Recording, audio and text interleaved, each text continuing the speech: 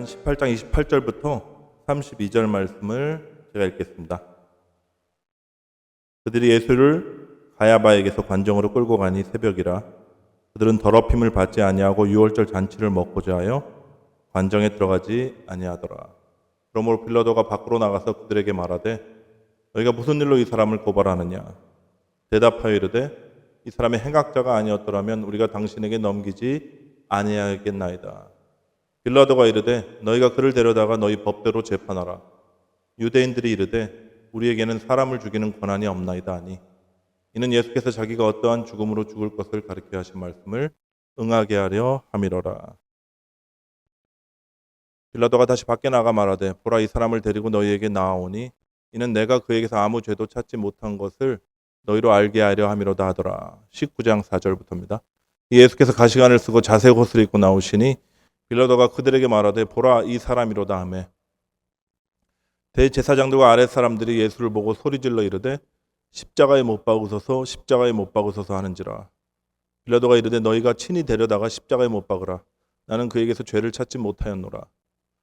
유대인들이 대답하되 우리에게 법이 있으니 그 법대로 하면 그가 당연히 죽을 것은 그가 자기를 하나님의 아들이라 함이니이다. 12절부터 볼게요. 이러므로 빌라도가 예수를 놓으려고 힘썼으나 유대인들이 소리질러 이르되 이 사람을 놓으면 가이사의 충신이 아니니이다. 무릇 자기를 왕이라 하는 자는 가이사를 반역하는 것이니이다. 빌라도가 이 말을 듣고 예수를 끌고 나가서 돌을 깐 뜰 히브리 말로 가바다에 있는 재판석에 앉아 있더라. 이날은 유월절의 준비일이요 때는 제6시라. 빌라도가 유대인들에게 이르되 보라 너희 왕이로다. 그들이 소리 지르되 없이하소서 없이하소서 그를 십자가에 못 박게 하소서. 빌라도가 이르되 내가 너희 왕을 십자가에 못 박으랴? 대제사장들이 대답하되 가이사 외에는 우리에게 왕이 없나이다 하니 이 예수를 십자가에 못 박도록 그들에게 넘겨주니라. 아멘. 이제 한 2주 하고 한 5일 지나면 성금요일이고요. 한 이틀 지나면 예수님 사흘 만에 부활하셨으니까 부활절 되겠습니다. 여러분 세계의 못이라는 찬양 기억하시는 분 계세요? 세계의 못. 한국에 이제 오래전부터 신앙생활을 해보신 분은 이 사순절 기간에 한 번쯤은 불러보셨을 거예요. 작사 작곡 제가 찾아봤더니 미상입니다. 작사 작곡 미상. 구전돼서 내려오던 노래였던 것 같아요. 근데 박종호 씨가 부르면서 되게 유명해졌던 그런 찬양인데 1절과 3절 가사 앞부분을 제가 잠깐 소개해보면 이렇습니다. 그때 그 무리들이 예수님 못 박았네. 녹슨 세 개의 그 못으로 망치 소리 내 마음을 울리면서 들렸네. 그 피로 내 죄 씻었네. 3절은 이렇게 나와요. 비웃는 그 무리들 주의 옷 벗긴 후에 주의 몸 깊이 찔렀네. 아주 서정적인 멜로디에다가 또 눈물 없으면 들을 수 없는 은혜로운 가사. 그렇죠?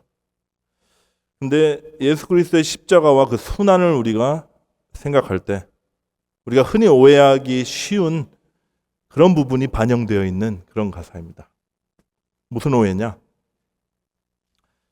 바로 그때 그 무리들이 무지하고 완악해서 예수님을 못 박아 죽여버렸다라는 그런 오해입니다. 아니 예수를 십자가에 못 박아 죽이라고 고래고래 소리를 지르는 이 무리들이 누구였죠? 불과 며칠 전에 호산나 호산나 외치면서 예수님을 환영하던 군중들이었어요. 이렇게 하루아침에 확 돌아서다니 이런 파렴치한 배신자들.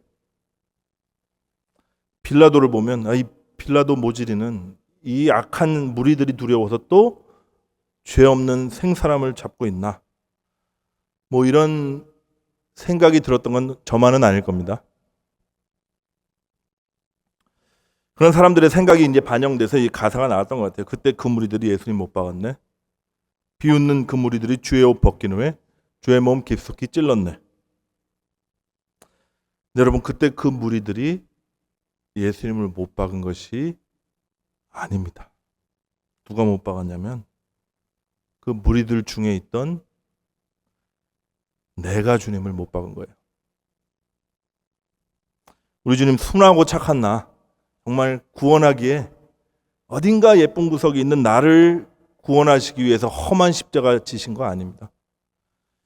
주님 얼굴에 침 뱉고 욕을 하면서 때리는 그 무리들, 그 가운데 있는 나를 구원하시기 위해서 그 길을 가신 것이고 십자가에 달리신 거예요. 오늘 본문에는요, 요한은 저와 여러분을 포함한 이 무리들을 뭐라고 지칭을 하냐면 그들 이렇게 지칭하고 있습니다. 때로는 유대인, 때로는 유대인 중에 가장 거룩한 부류죠. 대제사장들과 아랫사람들 뭐 이렇게 부르기도 합니다. 중요한 것은 뭐냐? 그들 안에 내가 있다 이거예요.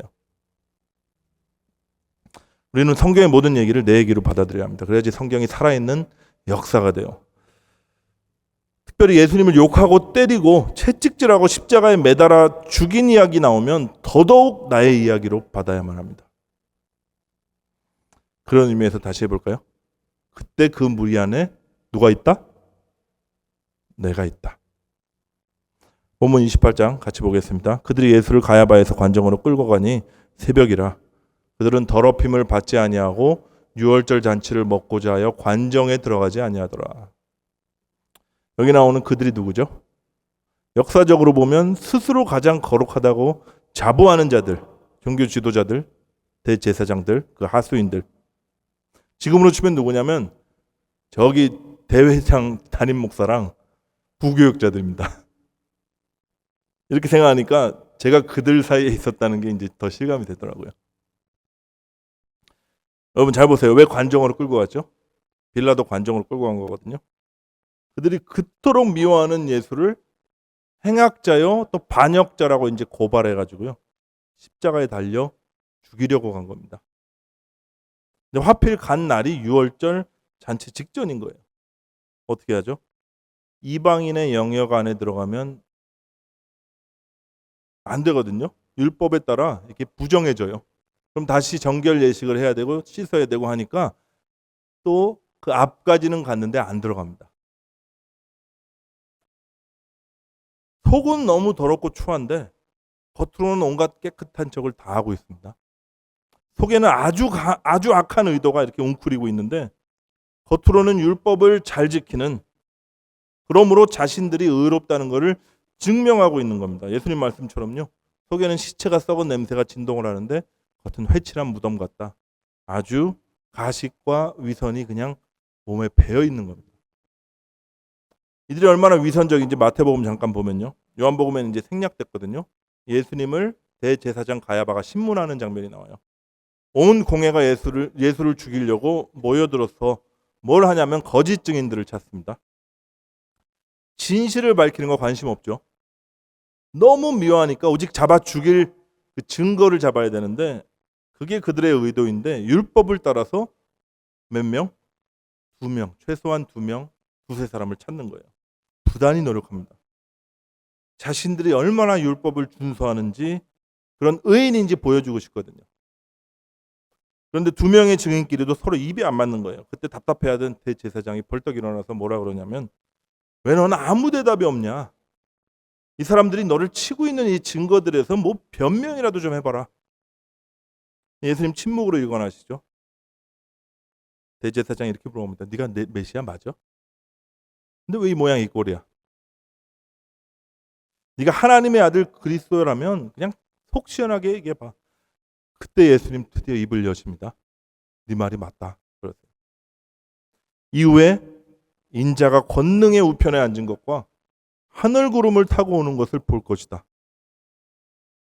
하나님의 권능을 가지고 구름을 타고 내려와서 로마를 전복시키는 세상을 다스릴 이 메시아. 이게 뭐죠? 이 가야바와 공회가 기다리고 있는 메시아예요. 그런 메시아를 기다려왔습니다. 안 그렇습니까? 능력과 권능을 가지고 자신들의 지위를 더 높여줄, 그리고 만사 형통하게 해주고 모든 문제 해결해줄 그럴 메시아. 근데 주님께서 자신들이 기다리던 그 메시아가 나다 이렇게 얘기하시니까 이들이 뭘 하죠? 옷을 찢으면서 길길이 날떠요. 분노합니다. 너가 지금 신성모독하는 말을 스스로 했으니까 넌 더 볼 것도 없다. 죽어라. 그러면서 주님의 얼굴에 이제 침을 뱉기 시작하고 손바닥으로 때립니다. 여러분 생각해 보세요. 분노가 이 정점에 달아 있는 순간이거든요. 당장 돌을 들어서 예수님을 쳐 죽이면 돼요. 그런데 굳이 로마법에 따라서 십자가에 달아 죽이려고 관정으로 끌고 갑니다. 왜죠? 자신들 피에 손에 피 묻히기 싫은 거예요. 자신들은 정당해야 되는 겁니다. 그래서 자신의 의로움이 증명돼야 하는 것이거든요. 그래서 그렇게 빌라도 앞에서도 예수님을 비난하는 거예요. 자기의 의로움을 증명하려면 예수님을 비난해야 되거든요. 다시 요한복음으로 돌아가 보죠. 빌라도가 이렇게 물어요. 너희가 무슨 일로 이 사람을 고발하느냐? 그들이 대답하죠. 이 사람의 행악자가 아니면 당신에게 넘기지 않았을 것입니다. 이게 무슨 의미냐면 이 사람은 스스로 왕을 자처하면서 로마 제국을 전복하려고 했던 반역자입니다. 이렇게 얘기하는 거예요. 여러분 또 생각해 보세요. 이들이 바라던 것은 로마를 전복시킬 권력을 가지고 있는 메시아였거든요. 그게 메시아에 대한 믿음이었습니다. 근데 오히려 지금은 심판대 앞에서 무력하게 서 있는 이 예수를 로마를 전복시킬 반역자로 고발하고 있는 거예요. 메시아에 대한 자신들의 믿음으로 메시아를 죽이는 데 사용하고 있는 겁니다. 요한복음 19장에 보면 유대인들이 이런 얘기도 하거든요. 유대에 우리에게도 법이 있다. 그 법대로 하면 이 자는 당연히 죽어야 한다. 왜냐하면 자기를 하나님의 아들이라고 하니까. 여러분 그들이 생명처럼 여기는 율법, 그 율법으로 지금 뭐 하고 있나요? 율법을 만드신 분을 죽이려고 하고 있는 거예요. 말씀을 가지고 말씀을 통해서 말씀이 육신으로 오신 말씀의 본질 되신 그분을 죽이고 있는 겁니다. 근데 여러분 이게 예수의 생명으로 거듭나지 않은 모든 사람들의 모습이고요. 주님을 만나서 복음의 빛이 비추임을 받기 전에 저와 여러분의 모습이었습니다. 뭘 바라냐면 내 욕구와 만족을 충족시켜줄 메시아, 나에게 힘과 권력을, 어떤 명예를 가져다 줄 메시아를 원했는데 심판대 앞에 무력하게 서 있는 메시아를 보면 분노하는 겁니다. 자신들의 기대를 전복시켰거든요. 무력한 예수를 이제 욕하고 비난합니다. 그럼 이들이 왜 이렇게 메시아를 미워할까요? 왜 이렇게 예수님을 미워할까요? 미워서 잡아 죽이려는 거거든요. 예수님 뭐 악한 일을 행했습니까? 이들을 사랑하고 품고 고쳐주고 늘 함께 하신 분이에요. 근데 왜 미워하냐면 자신들을 죄인이라 그랬으니까요. 나는 의인을 부르러 온 게 아니라 죄인을 부르러 왔다. 이 얘기를 들을 때 분노가 치밀어 오는 겁니다. 왜냐하면 유대인들은 자신들이 죄인이라고 한 번도 생각을 안 해봤거든요. 하나님이 선택한 아브라함의 후손이고 우리는 이제 메시아가 오면 전 세계가 우러러볼 하나님 왕국의 백성들이라고 자부하던 사람들입니다. 근데 예수님이 오셔서 너희들 뭐라 그랬어요? 이 마귀의 자식들아 이렇게 얘기했어요. 얼마나 미웠겠습니까? 그러니까 잡아 죽이려고 하는 것이고 자신들의 의를 증명해 보여야 되는 겁니다. 여러분 예수의 생명이 없고 예수의 의가 없잖아요. 그러면 자기 스스로 의롭게 돼야 되는 거예요. 또 자기 의를 증명해 보여야 되는데 아무리 율법을 지키고 아무리 겉으로 착하게 산다고 해도요. 존재 자체가 선하지 않은데 어떡합니까? 할 수 있는 게 뭐 있죠? 이제 남을 깎아내리는 거예요. 자기보다 못한 율법도 어기는 저 사람들을 깎아내리는 것밖에 없습니다. 비난하고 자신들의 정당성을 획득하는 겁니다. 이게 모든 자연인들의 모습이에요.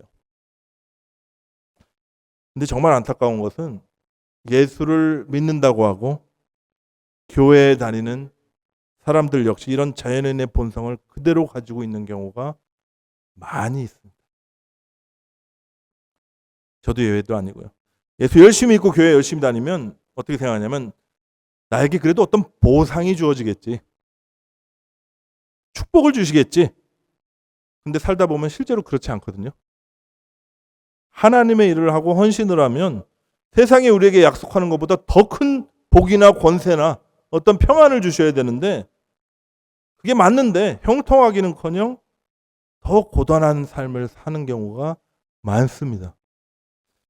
근데 반면에 세상 사람들을 보니까 어때요? 지들 하고 싶은 대로 사는데 잘 되는 것 같아요. 그래서 세상 사람들에게 우리가 뭘 하냐면요, 우리가 예수 믿는 사람이고 권세자들이다, 우리는 더 큰 약속을 받은 사람들이다, 이걸 확인시켜주기 위해서 그들을 비난밖에 못하는 거예요. 나는 믿는데 넌 왜 안 믿어? 네가 아무리 잘 사는 것 같아 보여도 넌 그래봤자 어차피 지옥이야. 이런 태도가 우리 운연중에 있는 거예요. 예수 천당 불신지옥, 제가 그 자체를 비난하는 건 아닙니다. 그런데 그 태도가 우리 안에 있는 거예요. 나는 예수 믿어 천당, 너는 불신자니까 지옥. 그러면서 이렇게 생각합니다. 자기 어떻게 보면 주문이죠. 내가 지금 사는 게 좀 이래도 천국 가서는 큰 보상과 권력을 누릴 거야. 여러분 잘 들어보십시오. 우리가 지금 눈에 보이는 것으로 어떤 보상이나 권력으로, 그게 안 되니까 비난이나 어떤 보복으로 우리가 가진 그 신앙의 정체성을 확인하려고 그러는 것, 우리의 운명을 확보하려고 하는 것, 이런 노력을 우리가 지금도 하고 있는지 모릅니다. 그런데 이런 저와 여러분을 위해서 예수님이 죽으신 거예요. 예수님 한번 보세요. 심판대 앞에 서서 정말 무력하게 서 있는 그분의 모습을 한번 머릿속에 그려보십시오. 당당하게 가셨을까요? 당신이 가야 될 이 길을 가기는 가야 되는데 예수님도 두려우셨고 괴로우셨고 싫으셨습니다.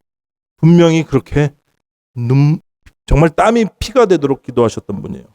근데 어떻게 하셨냐면 저항하지 않으셨고 묵묵히 다 당하셨습니다. 그리고 이 길을 끝까지 가는 거예요. 왜냐하면 이게 아버지의 뜻이고 아버지의 방법이니까요. 이 예수님의 자기 부인을 통해서 우리가 살아난 것입니다. 아무리 노력해도 스스로 거룩하게 될 수가 없어서, 의가 없으니까 남을 깎아내림으로 내 의를, 내 자신을 증명하는 것밖에 할 수 없었던 저와 여러분을 위에서 주님 십자가 지심으로 말미암아 이제는 괴롭고 힘들어도 저항하지 않고 묵묵히 하나님의 뜻을 이루기를 바라면서 기다리는 자들로 우리를 거듭내신 거예요. 존재 자체를 거룩하게 바꿔서 우리가 지금 그렇게 당당하게 살고 있냐? 그렇지 않지만 거룩하신 그분이 우리 안에 들어오셔서 생명이 되심으로 우리를 그 길로 인도하시겠다고 하신 겁니다. 이게 십자가 복음의 능력입니다. 다시 본문으로 돌아가보면 빌라도가 이렇게 얘기하죠. 너희가 그를 데려다가 너희 법대로 재판하라. 이게 쉽게 얘기하면 이 얘기하는 거예요. 빌라도도 알았거든요. 예수에 대한 소문 안 들었겠습니까? 엄청난 능력자고 엄청난 군중이 따르는 자들이고 정말 혹시 로마를 전복하려고 세력을 모을 수 있는 자다 하는 그런 생각 안 해봤겠습니까? 그런 막연한 두려움도 있었을 거예요. 그렇지만 예수가 한 일에 대해서는 뭐 좋은 얘기만 들었거든요. 그러니까 이렇게 얘기하는 거예요. 너네 율법 있지 않냐? 내가 보기에 이 사람 책 잡을 데 없을 텐데 내가 눈 감아줄 테니까 너희 법대로 재판해라. 이 자를 살리던 아니면 돌로 쳐서 죽이던 너희들 마음대로 해라. 지금 그러고 있는 겁니다. 유대인들이 뭐라 그러냐면 우리에게 사람 죽일 권한이 없나이다 이렇게 대답해요. 실제 로마법에서는 그런 권한은 없었거든요. 그렇지만 무기나에 항상 돌로 사람들을 쳐 죽여왔습니다. 그럼에도 불구하고 지금은 이렇게 얘기하는 거예요. 이 사람이 죽을 죄를 지었으니 로마법대로 십자가에 매달아 죽여달라고 그렇게 하는 겁니다. 예수님이 결국 십자가에 매달려 죽으셨죠. 역사상 가장 치욕적인 사형법이었거든요. 빨개 벗겨져가지고 죽을 때까지 그 처참한 모습을 온 세상이 다 보는 데서 공개하는 처형법. 가장 고통스러운 사형법이라고 제가 말씀드렸죠. 그래서 로마 시민에겐 절대로 내려지지 않고 이방인들 중에서도 아주 행악자들에게만 내려지던 그런 사형 형벌이었습니다. 주님이 이 십자가에 달리신 거예요. 어떻게 시작됐죠? 십자가의 죽음은 유대인들이 자기 손에 피만 안 묻히고 자기의 정당성을 확보하기 위해서 쓴 계략이었습니다. 이렇게 시작됐지만 사실은 하나님의 그 놀라운 경륜과 예언의 성취였어요. 요한은 이렇게 증언하죠. 이는 예수께서 자기가 어떠한 죽음으로 죽을 것을 가르쳐 하신 말씀을 응하게 하려 함이로라. 제가 다 찾아보지는 않겠지만 짧게 몇 가지 구절만 보면 시편 22편에 이렇게 나와요. 내 하나님이여 내 하나님이 어찌 나를 버리셨나이까? 그들이 내 손발을 찔렀나이다. 나의 속옷을 겉옷을 나누며 속옷을 제비 뽑나이다. 십자가를 연상시키는 예언이죠. 이사야서 53장에 그는 실로 우리의 질고를 주고 우리의 슬픔을 당하였거늘 그의 찔림은 우리의 허물 때문이요. 십자가의 찔리심을 나타내고 있습니다. 스가랴서에 이렇게 나와요. 내가 다윗의 집과 예루살렘 주민에게 은총과 간구하는 심령을 부어주리니 그들이 그 찔림바 그를 바라보고 그를 위하여 애통하기를 독자를 위하여 애통하듯 하며 그를 위하여 통곡하기를 마다들을 위하여 통곡하듯 하리로다. 여러분 이 예언의 성취였습니다. 예수님도 스스로 이렇게 얘기하셨어요. 모세가 광야에서 뱀을 든 것처럼 인자도 들려야 된다. 보라 우리가 예루살렘으로 올라가니 인자가 대제사장들과 서기관들에게 넘겨져서 저희가 죽이기로 결혼하고 이방인들에게 넘겨주어 능욕하며 채찍질하며 십자가에 못 박게 하리니 제3일에 살아나리라. 예수님 계속 구약의 예언의 성취로 자기가 십자가 달리실 것을 친히 언급하셨습니다. 그럼 여기서 한번 생각해 볼 수 있죠. 왜 하나님께서는 굳이 아들을 꼭 십자가에 매달아 죽이셔야만 했나? 전 묵상하면서 이제 세 가지 떠올랐거든요. 첫째는 로마의 가장 치욕스러운 형벌을 아들에게 내리심으로 우리의 모든 수치와 부끄러움을 다 짊어지게 하셨다. 둘째는 역사상 가장 고통스러운 처형 방식을 통해 우리의 모든 고통을 다 당하게 하셨다. 셋째는 신명기에 나오죠. 나무에 달린 자는 하나님께 저주를 받았다는 이 신명기 말씀을 성취하심으로 우리의 모든 저주를 그분이 홀로 감당하셨다. 이런 의미를 다 담고 있다고 저는 믿습니다. 더 큰 하나님의 경륜이 있었어요. 이게 뭐냐면 예수님 율법을 따라서 유대인들의 손에 잡혀가지고 돌로 쳐 죽임을 당했다면요. 유대인들만을 위한 죽음이 되는 거예요. 근데 이방인의 손에 넘겨지셨죠. 그리고 이방인의 법에 따라서 십자가에 달리셨습니다. 그분은 유대인뿐 아니라 이방인까지도 포함한 모든 인류의 죄를 대신 지시게 되신 것입니다. 다시 말해서 십자가는 구원의 어떤 특정 민족만을 위한 것이 아니라 모든 민족을 위한 것임을 선언하신 하나님의 경륜이었어요. 그래서 저와 여러분에게까지도 그 구원이 임한 것입니다. 주님 십자가 달려 죽으심으로 그 구원이 동방의 작은 나라인 우리나라에서 태어난 저와 여러분까지 살리게 된 거예요. 이게 얼마나 놀라운 은혜인지 몰라요. 우리 가진 것 다 드려도 갚을 수 없는, 우리 목숨을 드려도 보상할 수 없는 하나님의 놀라운 사랑의 선물이었습니다. 그래서 우리 어떻게 해야죠? 저와 여러분은요, 이제 보상이나 눈에 보이는 증거로 우리 자신의 우월감을 보이고 싶어하는 자리에서 떠나야 돼요. 심판대 앞에 선 주님처럼 우리 스스로 약자가 되어 약자들을 끌어안는 자리로 나아가야 되는 겁니다. 우리가 거저받은 은혜잖아요. 뭘 잘한 게 있나요? 뭐 특별한 은혜를 입어서 내가 특별한 것인 양 우리가 착각하고 있나요? 하나님 우리를 너무 사랑해서 우리가 뭔 짓을 해서 다 용서하고 사랑한다고 하시니까 의기양양해진 겁니까? 마치 내가 그런 사랑 받을 자격이 있는 것처럼. 여러분, 자신감과 우월감은 다 쓰레기통에 던져 넣어버리십시오. 우리의 정체성은 뭐냐면, 잘 들어보세요. 선택받은 선민도 아니고요. 구원받은 의인이 돼서도 안 됩니다. 천국은 이미 따놓은 당상이라고 그 나라 백성이 나다, 이렇게 생각해도 안 돼요. 이게 다 맞는 말이에요. 성경에 약속된 말씀 맞습니다. 근데 하나님 편에서 일방적으로 그렇게 여겨주신 것 뿐이에요. 그분의 다함이 없는 긍휼과 은혜와 사랑으로. 그럼 우리가 스스로 생각하는 정체성이 뭐가 돼야 됩니까? 나는 용서받은 죄인입니다. 이렇게 여겨야 돼요. 내가 돼지 오물 속에서 뒹구를 때 그 자리에 주님 찾아오셔서 오직 하나님의 은혜로 건짐을 해주신 나는 탕자일 뿐입니다. 나의 악함과 연약함에도 불구하고 하나님께서 자녀 삼아 주셨고 그 나라 백성 삼아 주신 하나님 사랑의 열매입니다. 이게 우리의 정체성이 되어야 합니다. 굉장히 중요한 말씀이에요. 정말 이게 진짜 유대인들이 가졌던 선민의식을 우리가 가지고 있기 십상이거든요. 큰일 납니다. 빛을 비추임을 받은 것도요.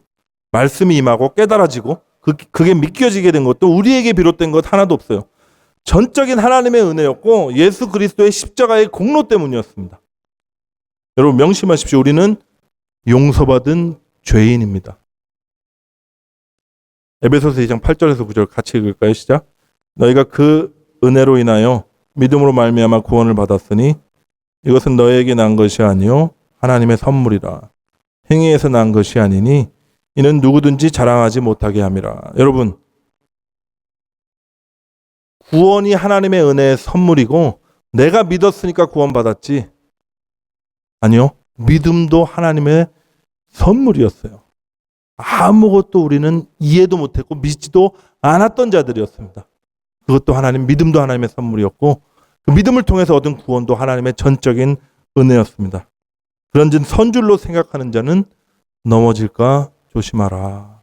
바울의 경고에 우리가 귀 기울여야 됩니다. 우리는 홀로 설 수 없는 존재예요. 지금도 마찬가지예요. 주님이 꼭 붙들어 주시니까 서 있는 것이에요.